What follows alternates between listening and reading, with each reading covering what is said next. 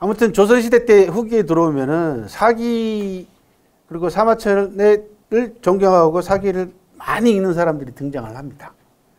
그래서 제왕으로는 정조대왕이 사마천 사기를 굉장히 열독했던 걸로 현재 추정을 하고 있습니다. 왜 그러냐? 당신이 직접 사기 130편 가운데 50편을 뽑아가지고 자기가 좋아하는 문장들 뽑아서 사기 영선이라고 하는 제목을 붙여가지고, 영자는 꽃뿌리 영자인데 이제 빼어나다라는 뜻이에요. 영자. 그러니까 사기 문장 가운데에서 빼어난 걸 선자 골랐다라는 거예요. 사기 영선이라는 제목을 붙여서 책을 간행을 해요. 정조대왕이. 두 번째는 조선시대 때 문인 가운데 김득신이라고 하는 문인이 있는데요. 이제 화가 말고요. 화가도 김득신이 있어요. 동명이인입니다. 문인 가운데 김득신은 백의열전을 사기 열전 가운데 첫 번째 제목이 백의열전입니다. 백의열전을 11만 번 이상 읽었다라는 그런 기록도 있고요. 원문에는 1억 100만 번인가 1000만 번인가를 읽었다고 돼 있어요. 근데 이제 이게 옛날에 조선시대 때 억자 단위는 계산을 해보면 오늘날 11만 번이라고 이제 전문가들은 그렇게 계산을 했어요. 근데 이 사람이 왜 백의열전만 11만 번 읽었냐 그러면 어릴 때 열병을 알아가지고 돌아서면 까먹는 사람이에요. 그래가지고 지독하게 어릴 때부터 하여튼 읽고 또 읽고 쓰고 또 쓰고 해가지고 문인이 됐던 그런 사람입니다.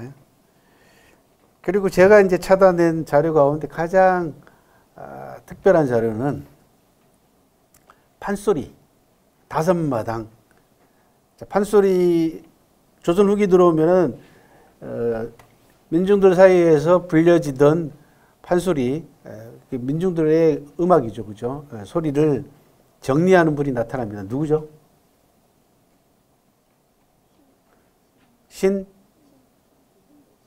신재효입니다. 신재효 선생. 호는 동리예요. 동리 신재효 선생이 나타나서 판소리를 5마당으로 정리를 합니다. 그리고 사설도 이제 전문용어로 바디라 그러죠. 그죠? 판소리의 가사도 전부 다 정리를 해서 책으로 남깁니다. 그런데 이 판소리 5마당 모두 다 사기가 인용이 돼 있어요. 사마천 사기가 일반 천민들이 부르는 노래 가운데에서 사기가 다 인용이 돼 있어요. 전부 다. 5마당 하나도 빼놓지 않고. 판소리 5마당이 뭐죠? 심청전. 네. 별주부전. 또 하나는요. 그러니까요, 흥보가. 네, 적벽가가 있죠. 그죠? 네, 적벽가가 있습니다. 이렇게 5개가 5마당인데 요 5마당 모두 다 안에 사기가 다 인용이 돼 있고 그 가운데 적벽가 같은 경우는 한 30군데 정도 인용이 돼 있어요. 어마어마하게 인용이 돼 있습니다. 왜? 이 판소리를 부르는 사람들은 천한 사람들이지만은 듣는 사람들은 다 양반들이죠. 자기 양반집에서 불러가지고 광대들 불러가지고 제주도 넘게 하고 판소리도 듣잖아요. 흥선대원군도 그렇게 좋아했다는 거 아닙니까? 판소리를. 그러니까 그 양반들의 기호에 맞추는 거야.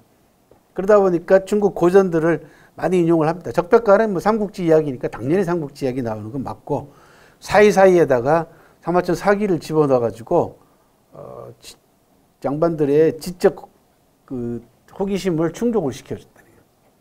그 가운데 흥보가 중에 한 구절입니다. 가기 싫어하는 것을 몹설년의 계집이 굳이 가라고 우기였다. 이 지경을 당하였네. 옛글에 이르기를 국난에는 사양상이요 가빈에는 사현차라 라는 대목이 나옵니다. 여기에 사기 위세가라고 하는 대목이 나오는 겁니다. 나라가 어려워지면 좋은 재상이 생각나고 집안이 가난해지면 좋은 현명한 아내가 생각난다 라는 겁니다. 가빈즉 사현처요 국난적 사양상이다 라고 하는 요 사기 한 대목이 흥보가에 인용이 되어 있고요. 그 다음에는 적벽가입니다. 조조가 다시 비는 말이 장군님 듣조시오. 이게 뭐냐 그러면 관우가 조조를 뒤쫓아가지고 잡아가지고 죽이려고 하는 대목이에요. 전륜 같은 흉노로되 백등치를 지휘하여 한고조를 살렸고 지백지신 예양이는 조양자를 죽이려고 협수비하고 궁중 독축하였으되 조양자 어진 마음 의인이라 이르시고 어쩌고 저쩌고 요 빨간 대목이 전부 다 사기에 나오는 백등 7일 지위는 백등산의 한 고주 유방이 흉노한테 7일 동안 포위당한 사건을 얘기를 합니다. 그 다음에 좀 전에 얘기했던 예양 나왔죠. 그죠? 자객 예양이 지백 밑에 있던 자백 예양이 조양자를 죽이려고 했던 요건 자객 열전에 나오는 대목입니다. 이게 다 사기를 인용하고 있어요. 삼국지에는 뭐 이거 말고도 한 30여 군데 사기가 인용이 돼 있으니까요. 여기 조선시대 때 사기가 조선 후기 때 미친 영향 가운데 임금부터 시작해가지고 지식인들 나아가서는 일반 천민들이 불렀던 판수리까지 사기가 영향을 줬다는 걸 확인을 했습니다. 자, 이제 사기 속에 나오는 흥미로운 에피소드를 몇 가지 소개를 해드릴게요. 자, 에피소드란 말은 이야기나 줄거리 사이에 끼어든 짤막한 토막 이야기다. 그리스 비극에서 합창 사이에서 끼어 넣은 대화, 에피소디온이라고 하는 단어에서 유래가 됐다라고 사전은 소개를 하고 있습니다.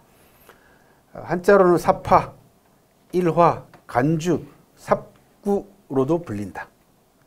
이게 영화, 오늘날에서는 영화하고 문학에서의 에피소드가 대단히 중요한 장치로 활용이 되고 있습니다. 그죠? 심지어 영화 같은 경우는 복선을 깔고 있다는 데 굉장히 중요합니다. 사마천의 에피소드는 대부분 다 복선을 깔고 있습니다. 꼭 깊이 있게 들여다보면 나중에 이 에피소드가 어떤 의미를 가지는가라고 아하 하고 물어볼 지게 만들어주는 추리소설은 대부분 다 복선을 깔잖아요. 그죠? 영화에서도 복선을 깝니다. 사마천은 복선 깔기에 아주 대가였습니다.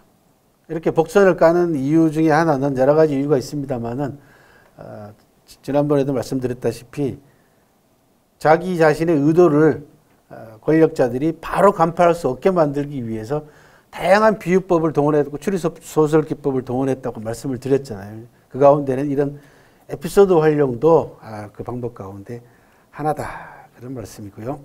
하나둘씩 이제 알아보겠습니다. 사마천은 이제 유방의 기질, 초안쟁패를 통해 가지고 불과 5년 만에 건달에서 황제가 된 유방은 건달이었습니다. 그것도 생 날건달이었어요. 보통 건달도 아니야. 날건달이 5년 만에 황제가 됐습니다. 이거는 굉장히 연구 대상이죠. 그죠? 그래서 오늘날 역사학자들도 유방의 리더십과 유방이 황제가 될 때까지의 어떤 리더십을 발휘하는가라는 부분에 대한 깊이 있는 연구를 많이 하고 있습니다. 더군다나 사마천은 자기가 복무하고 있는 서한이라고 하는 한나라라고 하는 황제, 한나라라고 하는 나라를 개국한 황제잖아요. 유방이. 당연히 유방에 대한 관심이 지대할 수밖에 없었죠. 그래서 유방의 고향인 강소성 폐연을 직접 자기 발로 찾아갑니다. 찾아가서 유방의 행적들을 샅샅이 다 조사를 합니다. 그리고는 유방에 관한 전기인 고조본기 앞부분에다가 재미난 에피소드를 하나 깝니다. 그게 뭐냐면 호주색이에요. 자기가 근무하고 있는, 복무하고 있는 왕조를 세운 개국 황제한테 술 좋아하고 여자 좋아했다. 라는 말로 시작을 합니다. 이거 굉장히 불경스러운 거죠. 그죠? 젊은 날 유방은 생산에는 관심이 없고 늘 저작거리에 나가서 술 마시기를 일삼았는데 호주색했다. 이렇게 돼 있어요. 요거만 기록해 놓으면 나중에 이제 큰일 나죠. 그래서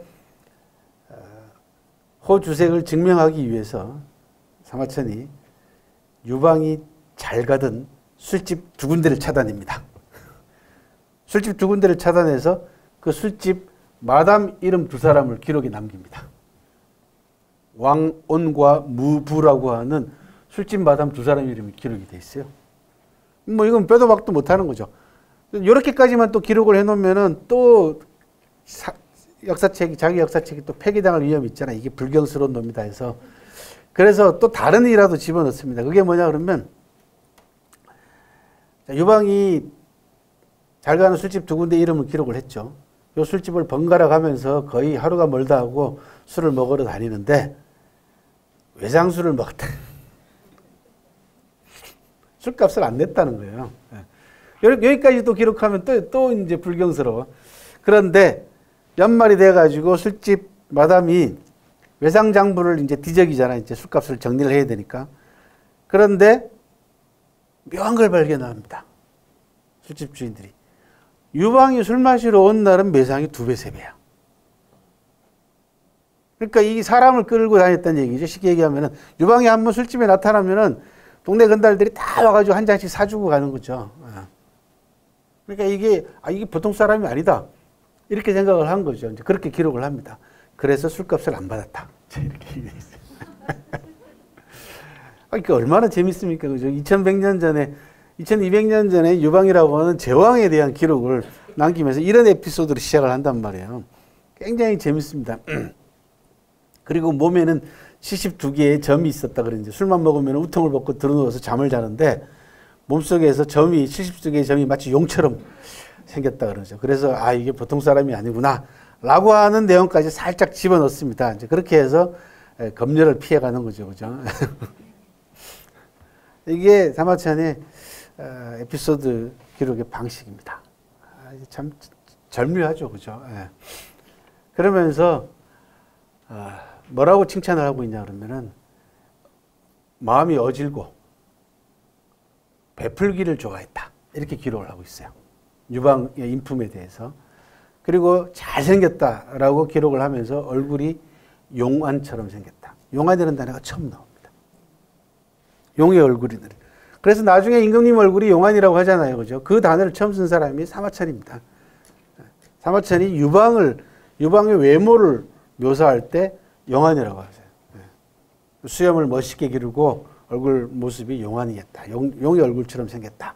그리고 인자하고 베풀기를 좋아했다라고 기록을 했는데요. 저는 이 베풀기를 좋아했다라는 대목을 달리 해석합니다. 그 유방의 젊은 날 에피소드를 전체적으로 종합을 해보면은 베풀 수밖에 없었다라고 해석합니다. 이 건달들은 베풀 수밖에 없어요. 그죠? 조금 돈 생기면은 다 불러가지고 다 술 다 한 잔씩 사줘야 돼요. 그래야지 또 베껴 먹으니까. 건달들 특징이에요. 건달은 주머니에 조금 돈 생기면은 온 동네 친구들 다 술 친구 다 불러내가지고 한턱 내잖아요. 그러고 난 다음에 이제 10명 불러냈으면 이제 10사람한테 돌아가면서 얻어먹는 거죠. 이제 뭐. 이게 건달의 특징이다. 그러니까 베풀기를 좋아했다는 걸 저는 그렇게 해석을 합니다. 이건 어쩔 수 없는 거다.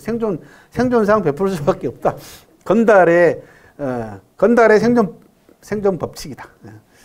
어쨌든 이런 재미난 에피소드를 집어넣음으로써 한나라를 개국한 유방의 성품과 그 다음에 기호, 기질 이런 것들을 아주 재미있게 묘사를 했고요. 또 하나는 이것도 아주 굉장히 의미심장한 에피소드인데요. 진시황은 39의 천하를 통일합니다. 기원전 221년에 그때가 39살이었어요. 13살에 임금이 돼가지고 22살에 직접 정치를 할 때까지 10년 동안 누가 다 뒤에서 모든 권력을 행사했냐 그러면 여불위라고 하는 기록상으로 놓고 봤을 때는 진시황의 생부로 보입니다. 진시황의 저는 이제 법적 아버지라고 하는데 법적 아버지인 장량왕이라는 사람이 안국군이라고 하는 실권자의 아들이었는데 약 20-30명 되는 아들 가운데 한 중간쯤 되는 아들이었고 어머니가 이 안국군의 사랑을 받지 못했어요. 그래가지고 조나라와의 외교관계 속에서 인질로 조나라로 보냅니다. 원래 이름은 이인이에요. 조나라에 와서 거의 뭐라 그럽니까? 노숙자 비슷하게 생활을 하고 있었어요. 죽든지 말든지 상관없는 거죠. 이게 아끼는 아들이면 보내겠어요? 안 보내죠. 그리고 아끼는 아들이면 보냈다 그러면 잘 보살펴줘야지. 그죠? 보호해줘야 될 거냐. 근데 얘는 내버려 둔 거야. 너 가서 죽든지 말든지 상관없는 거죠. 그래서 완전히 조나라 수도인 한단에서 피나먹고 살고 있는 이 이인이라고 하는 사람한테 누가 접근을 하냐 그러면 여부리가 접근을 합니다. 여부리는 상인이거든요. 장사꾼입니다. 위나라 출신의 큰 상인이야. 그 여부리가 접근을 해가지고 내력을 알아보니까 여기에 좀 앞으로 뭐 좀 되겠다. 그래서 여부리가 남긴 유명한 말이 있습니다. 기화가거라고. 기이한 물건은 차지해 둬라 라는 뜻이에요. 언젠가 값이 오른다는 거죠. 그래서 이 이인의 집안 내력을 쭉 조사를 합니다. 호구 조사를 해봤더니 실세인 안국군이 가장 사랑하는 화양 부인이라고 하는 부인이 있는데, 현재 가장 이제 총애를 받는 부인이 있는데, 이 부인한테 아들이 없어. 그래서 여부리가 로비를 합니다. 진나라에 건너가서 로비를 해요. 그 사이에 이 이인한테는 돈을 줘가지고 쉽게 얘기하면 체면 유지비를 줘서 밤마다 조나라 조야에 있는 외국에서 온 사신도 있고 인질들 많을 거 아니에요. 그리고 조나라의 실권자들을 전부 다 불러가지고 이제 술 사주는 거예요. 이제 그렇게 해서 밤의 무대에 데뷔를 시킵니다. 이인을. 그리고는 자기는 동물이며 좋은 그 폐물을 들고는 진나라로 건너가서 화양 부인한테 로비를 하는 거예요. 근데 이 여부리가 얼마나 대단한 사람이냐 그러면 화양 부인한테 직접 로비를 하지 않아요. 화양 부인의 언니, 그 다음에 남동생, 그러니까 자기 여동생하고 자기 누나 덕분에 잘 먹고 잘 살고 있는 요 사람들한테 로비를 해요. 뭐라고 로비를 하냐 그러면 지금 니들이 잘 먹고 잘 살고 권력을 누리고 있는 건 다 네 여동생, 그 다음에 네 누나 때문에 아니냐. 근데 네 누나가 아들이 없어. 안국군의 누나에 대한 사랑이 언제까지 갈 거라고 생각하냐. 그러면서 색쇠이 A라고 하는 유명한 명언을 남깁니다. 미모가 시들면 사랑도 시드는 법이다. 젊은 여자들이 젊고 이쁜 여자들이 얼마나 많으냐. 그러니까 니네 누나한테 지금 필요한 거는 양아들이 필요하다. 그런 얘기야. 응? 그리고 그 양아들을 후계자로 만드는 일이 가장 급선무다. 이렇게 로비를 합니다. 참 기가 막힌 로비죠. 그죠? 그러니까 이제 동생들하고 언니가 난리가 난 거죠. 이제 화양 부인한테 가가지고, 그 양자들이라고요. 어미는 옛날에 우리 속담에도 그런 속담이 있어요. 어미는 자식으로 귀해진다. 라는 그런 속담이 있어요. 그래가지고 이 자초를, 이제 이인이죠. 이인을 양자로 드리는데 성공을 합니다. 여부리가. 그리고는 돌아와가지고는 이인의 이름을 바꿔요. 뭐라고 바꾸냐면 자초로 바꿉니다. 초나라 자식이다. 그러니. 왜? 화양 부인이 초나라 사람입니다. 철두철미합니다. 이 여부리라는 사람은. 그렇게 해서 이 식구들을 탈출을 시켜서 진나라로 데려와서 화양 부인한테 인사를 시킨다. 인사를 시키는데 그때 여부리가 어디까지 신경을 쓰냐 그러면 자초의 옷을 초나라 옷으로 복장을 하고 화양 부인을 만난다. 그랬더니 자기 진짜 친아들을 만난 것처럼 둘이 부둥켜 안고 울었다는 거 아니야 이제. 그렇게 해서 후계자가 된 겁니다. 예.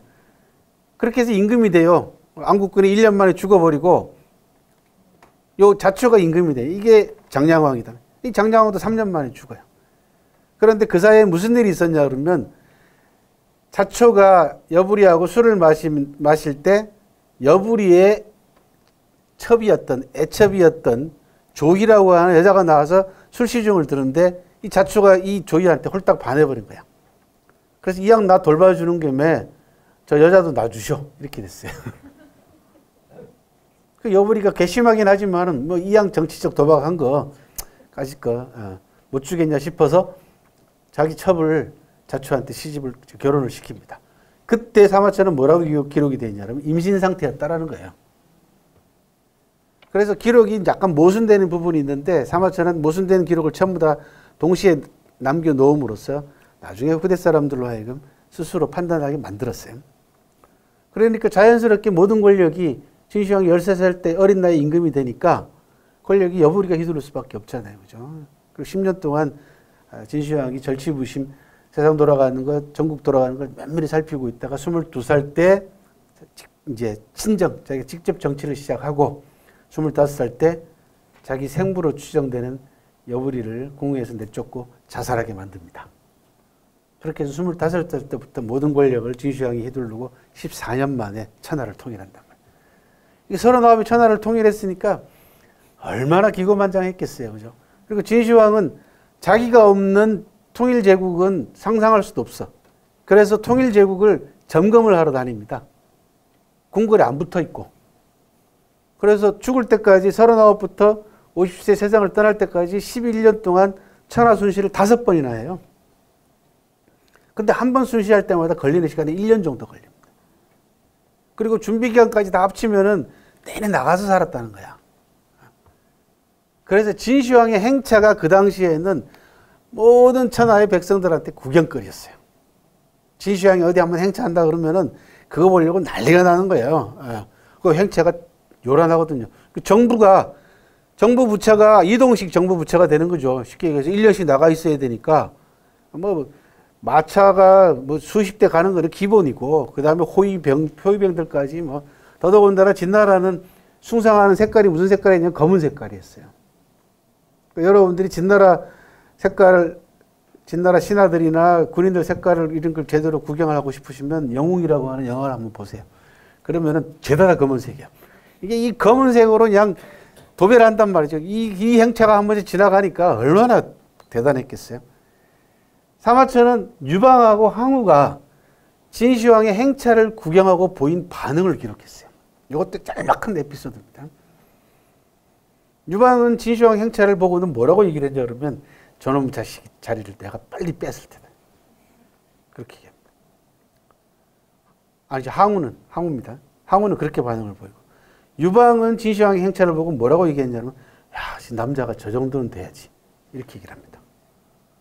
이거 별거 아닌 거죠. 두 사람의 성격 차이처럼 보이지만은 사기를 전체로 깊이 있게 읽고 나면은 요게 복선을 깔고 있어요. 이 두 사람의 운명을 암시해요. 성격의 차이자 기질의 차이지만 리더십의 차이이기도 합니다. 자, 항우는 전문적인 용어로 뭐라고 표현할 수 있냐 그러면 현상 집착형 리더라고 합니다. 그러니까 저 자리에만 관심이 있는 거예요. 저걸 빨리 왜 초나라를 멸망시킨 저 진시황 저거를 내가 빨리 없애버리고 내가 저 자리를 차지하겠다라는 거죠. 이게 집착입니다. 좋은 말로 얘기하면 야망이고 꿈이라고 얘기할 수 있을지 모르지만 그게 바깥으로 드러날 때는 집착이 됩니다. 리더가 조심해야 될 게 뭐냐면 자기의 꿈과 야망을 겉으로 드러내는 건 굉장히 조심해야 됩니다. 이 겉으로 드러날 때는 집착이 된단 말이죠. 그런데 유방이 보인 반응을 뭐라고 표현하냐면 전문용어로 현상 인정형 리더십이라고 합니다. 있는 그대로 봐주잖아요. 그죠? 아, 야, 대단하다. 야, 남자가 저 정도는 돼야지. 이거죠. 그죠? 일단 인정하고 들어가는 거예요. 유방은 현상 자체를 항우는 인정하지 않습니다. 거기에 집착을 해가지고 저거를 뺏겠다라고 하는 그 욕망만 그대로 드러나죠. 근데 유방은 인정한단 말이죠. 아, 이게 진짜 멋있다. 이죠. 멋있는 건 어떡합니까? 멋있는 걸. 그대로 표현한 거죠. 그렇게 해서 사마천이 두 사람의 리더십의 차이를 그렇게 비교를 합니다. 그리고 나중에 어떻게 될 것인가까지 복선을 그 안에다 깔아놓는 거죠. 그러면서 항우에다가는 하나를 더 깔아놓습니다. 그게 뭐냐 그러면 항우가 공부하는 모습을 살짝 끼워 넣어요. 에피소드를. 항우는 아버지가 일찍 돌아가시고 숙부인 항량 밑에서 이제 공부를 했는데 어느 정도 나이가 되자 삼촌이 항우에게 글을 가르쳐요. 그랬더니 글을 배우다가 말어. 그 숙부가 야, 왜 너 공부하다가 마냐? 그랬더니 뭐 글은 뭐 이름만 쓸 수 있으면 됐죠. 뭐 그렇게 얘기를 합니다. 그래서 이번에는 검술을 가르칩니다. 검술도 배우다가 말아. 이것도 왜 중간에 그만두냐? 그랬더니 뭐 한 놈만 상대하면 됐지 뭐.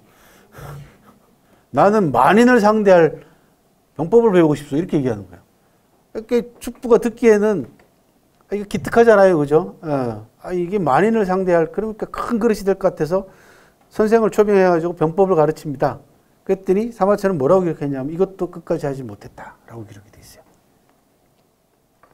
저는 이 에피소드에서 굉장히 중요한 걸 하나를 찾아내는 게 뭐냐 그러면 항우가 뭐든지 끝장을 볼 줄 모르는 성격이다. 그래서 나중에 어떻게 됩니까? 사실은 항우는 유방에 비해서 압도적인 전력을 가지고 있었어요. 뭐 숫자로 표현하자면 8대2 내지 9대1의 전력적인 우세를 가지고도 결국은 역전패 당합니다. 좀 과장해서 표현을 해드리자면은 100번 싸워가지고 99번 이기고 한 번 졌어요. 근데 그 놈의 패배를 못 받아들이는 거야. 인정을 못 하는 겁니다. 그래서 결국은 한 번의 패배로 절망을 해버리고 자기 스스로 자포자기합니다. 그래서 해하라고 하는 전투에서 패하고 난 다음에 사면초가 들어보셨죠, 그죠? 사방에서 초나라 노래가 자기 고향 노래가 들려오니까 싸울 의지를 잃고 제기하라고 하는 주위의 권유도 전부 다 뿌리치고 자기 스스로 목을 그어서 자결을 합니다. 자결을 하면서도 뭐라고 얘기를 하냐 그러면 내가 잘못해서 죽는 게 아니라 하늘이 나를 망하게 하려고 작정했다. 라는 말로 하늘을 원망하면서 죽어요. 저기 항우가.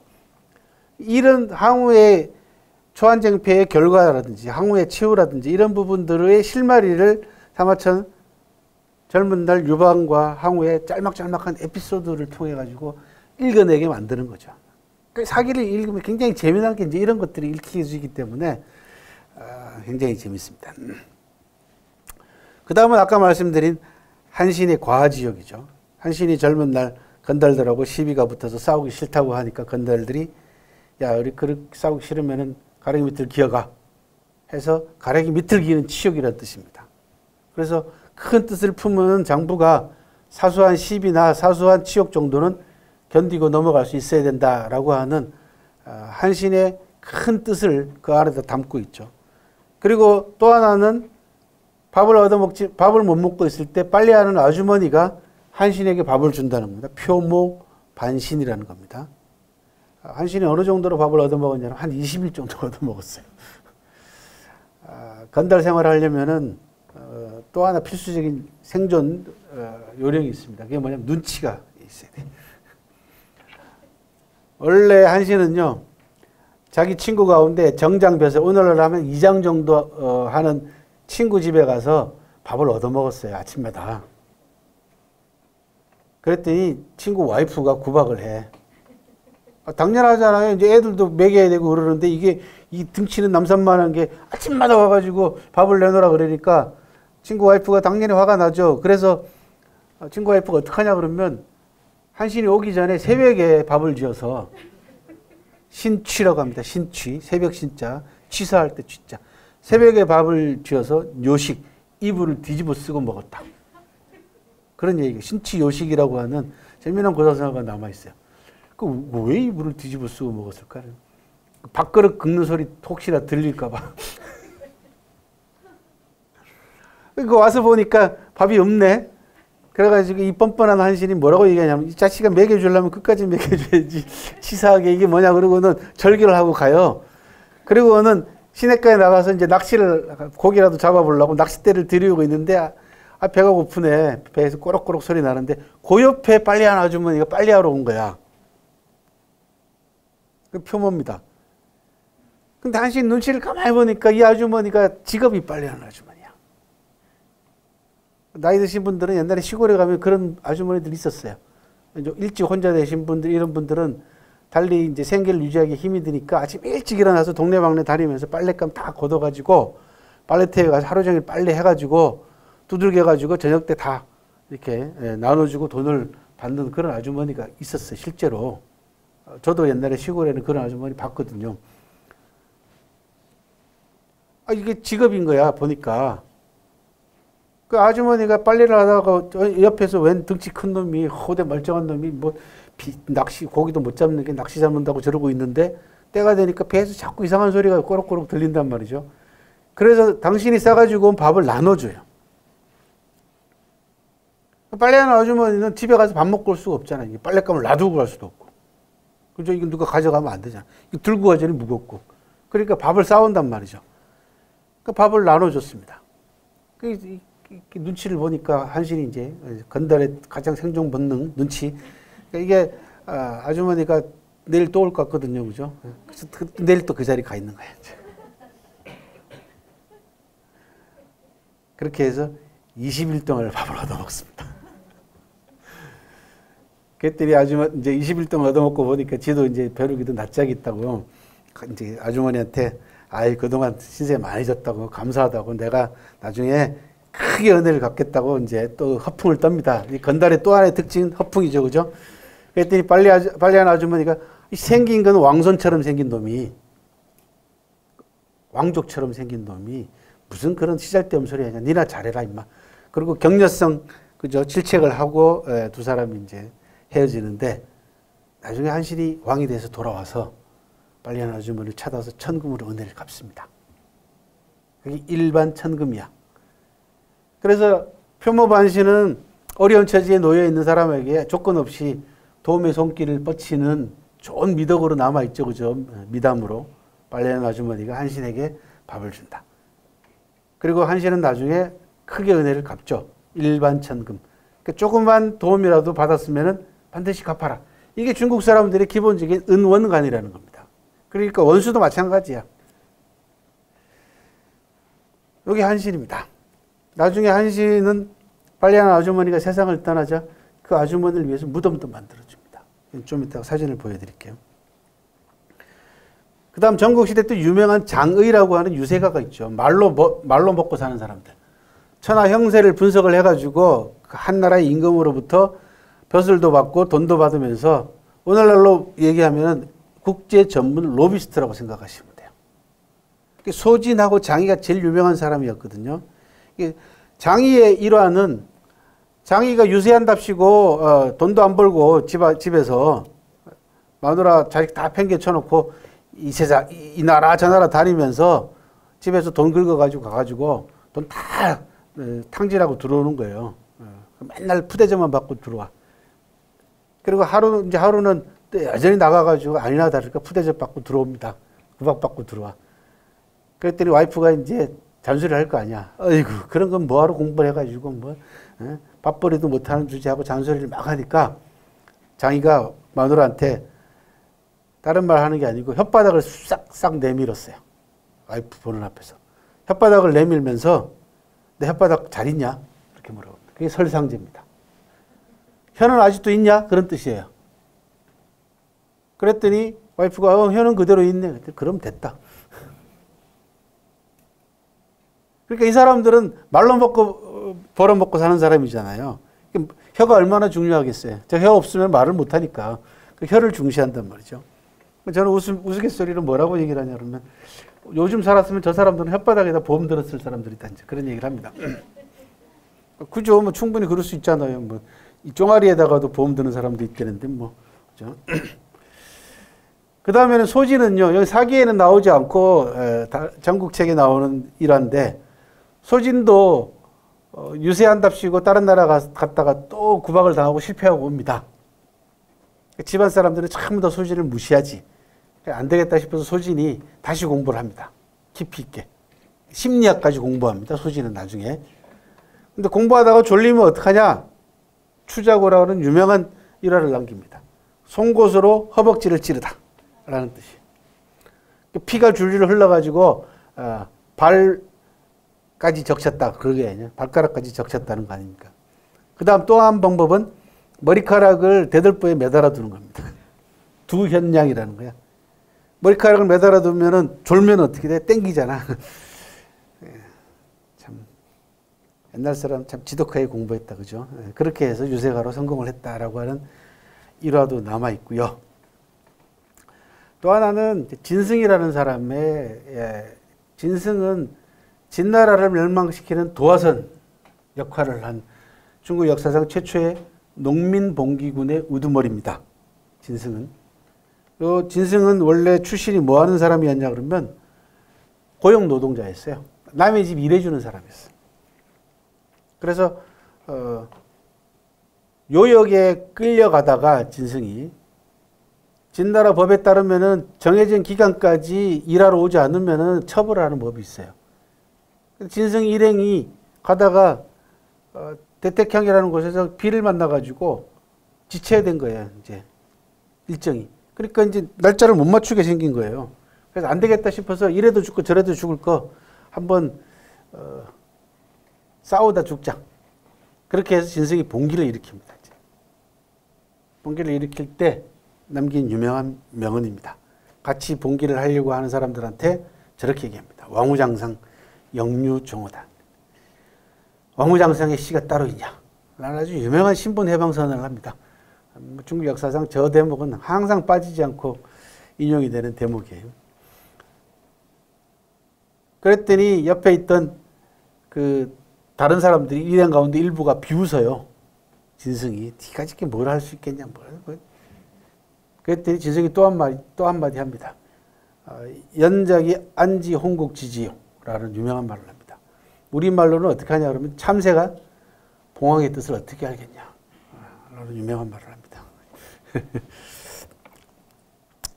그런 일화도 있고요. 이 왕후장성 영유정원은 우리나라에도 소개가 됐죠. 고려시대 때 최씨 집안의 노비로 있던 만적이 난을 일으키면서 그 난을 일으킬 때 같이 모여 있는 노비들한테 저 대목을 인용을 합니다. 왕후장성 영유정원에는. 노비가 그 정도까지 알고 있을 정도면은 뭐 그저 사기가 삼국시대 때 들어와가지고 꽤 많이 우리나라에 영향을 준 걸로 보이긴 합니다. 어쨌든 또 하나는 이제 재미난 또 일화가 있습니다. 유방의 큰형 유백이라고 있는데 유방의 큰형의 아들이 유신이라는 아들이 있었는데 그러니까 조카죠. 유방의 조카인데 나중에 이 조카를 자기를 주는데 이제 자기 형제들 살아있는 형제들 또는 그 형제들의 자식들을 전부 다 이제 벼슬을 주는 거예요. 이제 실질적인 벼슬이 아니라 관직이 있고 자기라는 게 있습니다. 자기는 명예직이야. 그 대신 돈을 주는 거죠. 월급을 주는 거죠. 그 자기 이름이 뭐냐면 갱힐후라고 하는 자기를 주는데 이게 굉장히 재미난 이름입니다. 유방의 뒤끝을 보여주는 대표적인 그 일화인데 유방이 황제가 되고 난 다음에 다른 친척들한테는 다 자기를 줬는데 자기 큰형 아들 저기 유신이라는 애한테는 자기를 안 주는 거예요. 그랬더니 유방의 아버지가 왜 그러냐 저 큰아들 아들 좀 어떻게 좀 주지 다른 애들은 다 주면서 왜 안 주냐 그랬더니 유방이 뭐라고 얘기했냐면 내가 옛날에 건달 생활을 할 때 그 이제 형은 일찍 죽어요. 그 형수가 있잖아. 지 친구들을 데리고 전부 다 형수한테 몰려가가지고 밥을 또 뺏어 먹는 거야. 형수 나와서 밥 좀 줘. 지 혼자만 오는 게 아니고 친구들까지 다 데려간단 말이죠. 나중에 형수가 안 줍니다. 밥이 있는데도. 밥을 안 줘요. 유방이 화가 나가지고 밥솥을 보니까 남아있거든, 밥이. 그래가지고 그게 원이 맺힌 거야. 그래서 그 아들한테 벼슬을 안 주는 겁니다, 자기를. 마지못해가지고 아버지 때문에 줬는데 이름이 갱일후야. 갱일후는 뭐냐 그러면은요, 경상도에서 갱식이라 그래요. 들어보셨어요? 그 갱자야, 죽이에요, 죽. 갱일은. 무슨 놈의 자기 이름에다가 죽을 갖다 붙이냐고. 그러니까 옛날에 자기 형수가 네 엄마가 나한테 밥도 죽도 제대로 안 줬다. 그래서 붙여놓은 이름이 갱일후예요. 그러니까 우리 경상도식으로 얘기하면 갱식이, 예, 갱식이 제후야 저게. 이름이 저게 갱식이가 뭡니까 그죠? 유방이 보통 뒤끝이 아닙니다. 또 하나 유방의 뒤끝을 보여주는 재미난 일화가 또 있어요. 유방이 이제 건달 생활했다 그랬잖아요, 그죠? 근데 맨날 나와가지고 술만 먹고 그러니까 친구들이 야 그러지 말고 뭐 한 자리라도 해라. 그래가지고 친구들이 열심히 힘을 쓰고 도와줘가지고 정장이라고 하는 벼슬을 해요. 우리 식으로 이제 이장을 하는 거야. 이제 대개 심리마다 하나씩 정자를 하나 세워놓고 그 지역의 치안을 책임지는 자리입니다. 반경 4km. 심리니까 뭐 한 4-5km 정도 되는 지역에다가 정자를 하나 딱 세워놓고 그 지역의 치안을 책임지는 자리를 정장이라고 해요. 이제 정장이 되고 보니까 술을 더 먹네. 저게. 왜냐하면 이제 관청을 마음대로 드러날 수가 있거든, 이제. 그러니까, 점심 먹고 나면 이제 저녁 퇴근할 때쯤 되면은 관청에 들어가가지고 아무나 붙들고 야, 오늘 저녁에 한잔하자. 맨날 그러고 살았단 말이에요. 그래서 나중에 이제 정장이 해야 될 일 가운데 하나는 뭐냐 그러면은 수도 함양에 가서 이제 1년 또는 3년마다 한 번씩 부역이라는 그 노동을 제공을 해야 돼요. 옛날에는 세금은 쌀이나 돈으로 내는 세금이 있고요. 그 다음에 노동력을 제공하는 부역이 있단 말이에요. 두 가지를 다 한단 말입니다. 그 다음에 또 하나는 이제 군에 나가는 거 있겠죠. 그죠? 그러면 이제 그 부역을 살러 가는 사람들을 데리고 가는 책임자가 있어야 될 거 아니야. 이제 정장이 합니다. 유방이 부역 나가는 사람들을 데리고 이제 가려고 하니까 멀잖아. 이제 고향하고 함양하고는 멀리 떨어져 있단 말이에요. 그러니까 친구들이 술도 좋아하고 그러니까 가면서 맛있는 것도 먹고 술도 먹으라고 이제 돈을 주는 거야, 모아서. 그때 제일 곤란하잖아요. 얼마 주는지, 이것이 얼마 줘야 되나. 그 친구들끼리 짭니다. 뭐라고 짜냐 그러면 야, 한 300전 정도 주면 충분하겠다. 그러니까 1인당 똑같이 내는 게 제일 편하잖아요. 그죠? 300전 정도를 다 거둡니다. 그런데 소아만 500전을 줘요. 소아는 유방하고 같은 고향 출신이고 나중에 한나라의 최초의 재상이 되는 사람입니다. 그리고 나중에 한나라를 건국한 다음에 개국한 다음에 공신들한테 농공행상을 하잖아요. 이제 상을 준단 말이죠. 상에는 벼슬도 주고 땅도 주잖아요. 다른 공신들한테는 모두 다 쉽게 표현하면은 3만 평씩 땅을 줬는데 소아만 5만 평을 줘요. 그러면서 뭐라고 했냐면 그때 나한테 500전을 줬다. 아, 이게 참. 그러니까 상하천이라는 역사학자가 얼마나 깨알같이, 그죠? 재미있게 이런 것들을 중간중간에 탁탁탁 집어넣어가지고 그 사람의 성격과 기질을 입체적으로 구성을 하게 만든단 말이에요. 이것도 그냥 쭉 한 곳에다 다 몰아가지고 기록한 게 아니고요.